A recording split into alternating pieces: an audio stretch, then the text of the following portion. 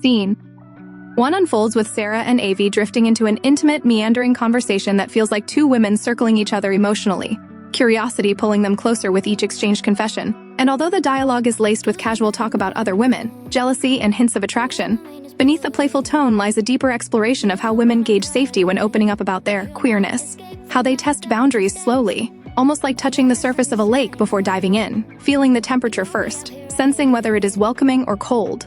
And early on, Sara's question about jealousy is both literal and metaphorical. Is Avy jealous of other women they saw earlier, or is she jealous of the ease others seem to have with their sexuality? And Avy's response, saying it's not jealousy but a desire to find her way into Shyla's, reveals a hunger for connection, for experience, maybe even to step into spaces where female intimacy is already happening. And though the dialogue references sex toys and speculation about other people's relationships, what emerges emotionally is not voyeurism but an expression of longing from women who see queer desire around them and wonder what it could mean for themselves. And as Sara invites Avy for a drink later, there is a subtle nervousness beneath the casual invitation, the kind women know well when they like someone but need a socially acceptable excuse to meet. Remodeling the house becomes a reason, the drink becomes a mask for attraction, and 8 o'clock becomes a promise, not of anything physical, but of possibility, and queer audiences will recognize that spark. The thrill of wondering if a woman might like you back, the rush of preparing to see her again, replaying earlier moments, wondering if she meant what you think she meant, hoping she did, afraid she didn't, and when Sara arrives later, their conversation drifts into work frustrations, office politics, the kind of mundane details. Women often share first as a way of building trust, peeling back layers of their personal lives gradually, like turning pages rather than ripping off the cover once. And Avy talks about wanting to leave her job, feeling undermined, judged, mistreated, which queer women especially might relate to, given how workplaces often carry unspoken codes around femininity, around who women are allowed to desire, how they are allowed to speak, dress, exist. And Sara listens, validating her, empathizing, creating emotional safety, one sentence at a time. And the discussion shifts toward Princess and her confidence, her body, her flirtatiousness, and there is laughter, light teasing, but beneath that is admiration, maybe even yearning for that freedom. And as they speak about Miss West and Shyla, about the possibility that the two women are together, the topic becomes a mirror, allowing Sara and Avy to talk about queerness indirectly, talking about other women's intimacy as a safer gateway to reveal their own, because queer women know disclosure is dangerous. That liking women is not something you blurt without first sensing whether the other person is safe. And queer viewers might see themselves in this dance around truth, remembering times they hinted rather than declared, hoping the other woman would understand the subtext, and the conversation deepens when Avy casually mentions seeing a strap under a mattress earlier, implying queer intimacy between Miss West and Shyla. And Sara responds with fascination rather than judgment, reinforcing that shared curiosity about women loving women isn't shameful here, but witnessed, validated, even admired, which contrasts starkly against societal discomfort where women expressing desire for women is often minimized, fetishized for the male gaze, or silenced altogether. And instead of positioning queer desire as spectacle, this scene allows it to breathe as something normal, something discussed over drinks like job stress or gossip. And when Sara asks if Avy ever had a girlfriend, she crosses that fragile threshold, the first bold step from curiosity to personal disclosure, and Avy admits she has, that she's had multiple relationships with women, and in that moment the air changes, the atmosphere becomes charged not with sexual tension but with truth, with visibility, with two women acknowledging a shared landscape of experience many spend years hiding.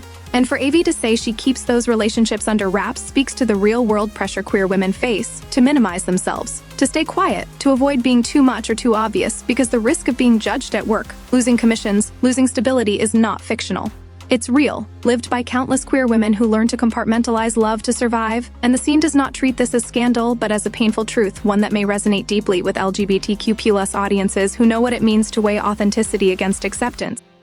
To wonder whether coming out will cost them their livelihood, their family, their community, and Sara's response, interest, not discomfort, softens that fear like a hand placed gently atop another. Unspoken reassurance that queerness is not something disgusting or laughable, but something human, beautiful, worthy of open conversation, and she asks more, wanting to understand Avy beyond rumor. Not as gossip, but as connection, and Avy shares that her longest functioning relationships have been with women, reflecting how queer relationships can feel emotionally aligned in ways heteronormative dynamics sometimes don't. And when she jokes, "You're not supposed, shit where you eat," she's acknowledging the risks of mixing work and desire. But beneath the humor is vulnerability. She is letting Sara see her, not the version polished for the office, but the real woman who loves women, who desires softness, who values emotional connection, who is learning where she fits in a world that doesn't. Always make room for her.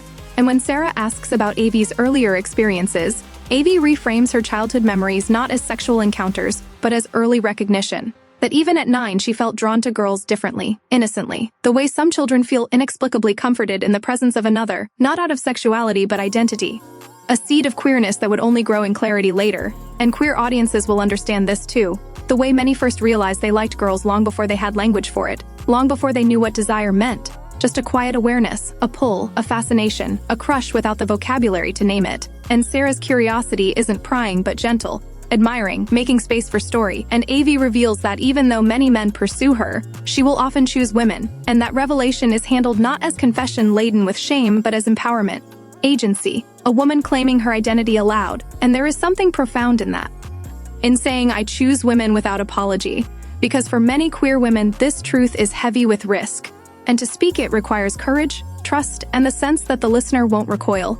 And Sara doesn't recoil. Instead, she calls Avy pretty, compliments her eyes, breaking the unspoken rule that women shouldn't notice one another this way, stepping into a gentler, more heartfelt form of desire that centers admiration rather than objectification. And Avy admits she didn't think Sara would be interested, exposing that quiet insecurity queer women often carry, the fear of misreading interest, of overstepping, of being judged or laughed at. But Sara reassures her, calling her beautiful again, holding the moment tenderly. And when Avy asks whether this is judgment or attraction, Sara answers interested as in interested, a phrase loaded with meaning for queer viewers, because that is the moment queerness stops being hypothetical and becomes mutual, visible, real, and though no one touches, kisses, or acts impulsively, the emotional intimacy is the real climax. Two women slowly lowering armor, leaning toward one another not physically but emotionally, building trust sip by sip, word by word, and the conversation becomes a quiet portrait of queer discovery in adulthood, how desire slips into conversation sideways,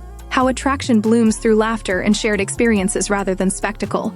And queer women may watch feeling seen, in the stolen glances, in the side questions disguised as jokes, in the cautious pull toward honesty, because the scene emphasizes yearning not as shameful but as human. And it challenges the societal discomfort surrounding women loving women by refusing to sensationalize it.